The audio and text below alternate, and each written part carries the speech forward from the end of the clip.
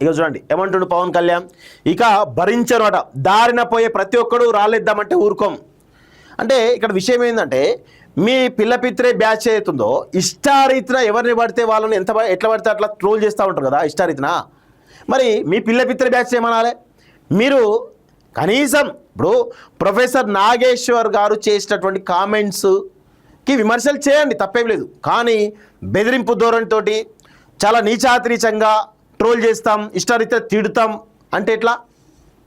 ఇదా మీకు ఇదా మీరు ఉన్నటువంటి సంస్కారం పవన్ కళ్యాణ్ గారు? ఏది ఊరుకోమంటే దాడులు చేస్తారా? ఎస్, 100% ప్రొఫెసర్ నాగేశ్వర్కి ఈ యొక్క పవన్ కళ్యాణ్ జనసేన నుంచి ప్రాణహాని ఉంది. ఆయనపై దాడులు చేసేటువంటి ప్రయత్నం చేస్తున్నారుగా కనబడుతోంది. ఎందుకంటే పవన్ కళ్యాణ్ నిన్న రెచ్చగొట్టే విధంగా కామెంట్ చేసిండు. ప్రొఫెసర్ నాగేశ్వర్ ఇంటిపైన దాడి చేసే విధంగా కామెంట్స్ కనబడుతూ ఉన్నాయి. సో వారికి ప్రాణ భయం ఉన్నది. సో వారిపైన దాడులు చేసే అవకాశం కనబడుతూ ఉంది. ఏం చంపేస్తారా? మీ పైన విమర్శలు చేసి చంపేస్తారా? ఆయన ఒక పద్ధతిగా విమర్శ చేసిండు.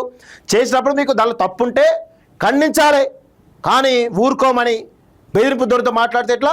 ప్రతి చర్య తప్పదట, కర్మ ఎవరిని వదలదట. ఏంది ఆయన వదలకపోతే దాడులు చేస్తారా? అడ్డగోలుగా మాట్లాడితే సహించేది లేదు, జగన్ జైలుకు పోవాలని కోరాడట, తప్పేమున్నది? నిజమే కదా. అమిత్ షా నా క్లాస్ తీసుకున్నాడట. ఒకరు జైలుకి వెళ్తే జనసేన ఎదుగుతుందా? క్రైమ్ చేసిన గురించి నేను చెప్పాలా? వాళ్ళ నేరాలపై కోర్టులో కేసులు లేవా? ఇది నన్ను అమిత్ షాను కాదు, వ్యవస్థను అవమానపరచడమే. జనసేన కార్యకర్తల బిడ్డలో పవన్ కళ్యాణ్ అంటే జనసేన కార్యకర్తలను పవన్ కళ్యాణ్ రెచ్చగొడతా ఉన్నాడు. ప్రొఫెసర్ నాగేశ్వర్ మీదికి ఇంటి మీదికి వారి మీదికి మొత్తం రెచ్చగొట్టే విధంగా కనబడతా ఉన్నాయి ఆయన వ్యాఖ్యలన్నీ కూడా. నాకు తెలిసి ఈరోజు ఆయన ఇంటిపైన కూడా దాడులు చేసే అవకాశాలు కనబడతా ఉన్నాయి.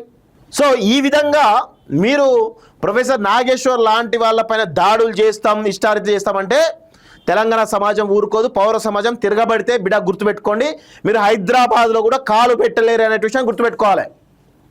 ఏం తమాషాలు చేస్తున్నారా? విమర్శలు తీసుకోలేరా? నువ్వేం రాజకీయ నాయకుడు అయితే పవన్ కళ్యాణ్, నువ్వేం డిప్యూటీ సీఎం అవుతావు? ఎస్, బరాబర్ రాజకీయ నాయకుడు విమర్శలు సహజం, విమర్శలు వస్తాయి. దాన్ని స్వాగతిస్తారా లేకపోతే తిప్పి కొడతారా? అది ఉంటే రాజకీయాలలో. ఇప్పుడు ప్రొఫెసర్ నాగేశ్వర్ మాట్లాడిన విషయాల్లో మీకు ఇబ్బందికరమైంది, ఆయన ఒక మాట మాట్లాడిన దాన్ని తిప్పి కొట్టండి. కానీ చాలా నీచాతిరీచంగా మీరు రెచ్చగొడతా ఉన్నారు క్యాడర్ని, జనసేన క్యాడర్ని. పోయి దాడులు చేయండి అనే విధంగా మీ వ్యాఖ్యలు కనబడుతూ ఉన్నాయి. పోయి ఆయన ఫిజికల్గా అటాక్ చేయాలనే విధంగా కనబడుతూ ఉన్నాయి.